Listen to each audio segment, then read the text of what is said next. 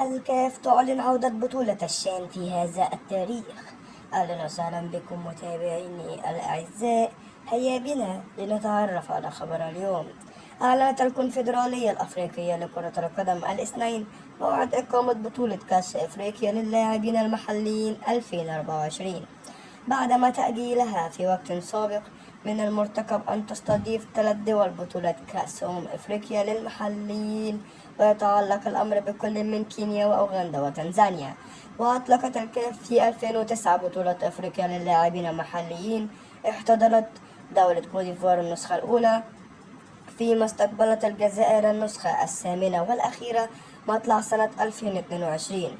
وتعتبر الجزائر آخر بلد نظم البطولة مطلع سنة 2022، ولاقت إشادة واسعة من قبل الفيفا والكاف نظير التنظيم المحكم ملاعب التي احتضنت مباريات الشأن.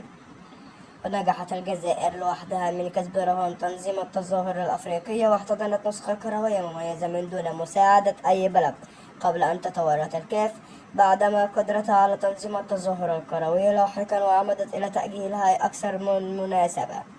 وبلغ منتخب الجزائر للمحليين نهائي النسخة الأخيرة بقيادة المدرب مجيد بوقرة، لكنه خسر أمام منتخب السنغال بركلات الترجيح فوق أرضية ملعب نيلسون مانديلا. وزار باتريس موتسيبي رئيس الاتحاد الأفريقي لكرة القدم كاف بعض الملاعب المقترحة لاستضافة بطولة كأس أفريقيا 2027 في العاصمة الكينية نيروبي.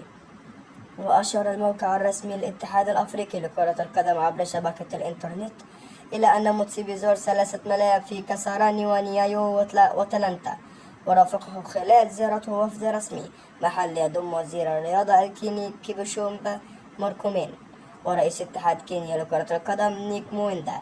وكشف رئيس الكاف باتريس موتسيبي في تصريحات خلال اجتماع اللجنة التنفيذية للاتحاد الأفريقي لكرة القدم الذي عقد في نيروبي بكينيا اليوم الاثنين إقامة كأس أفريقيا للمحليين في الفترة الممتدة من 1 إلى 28 فبراير 2025.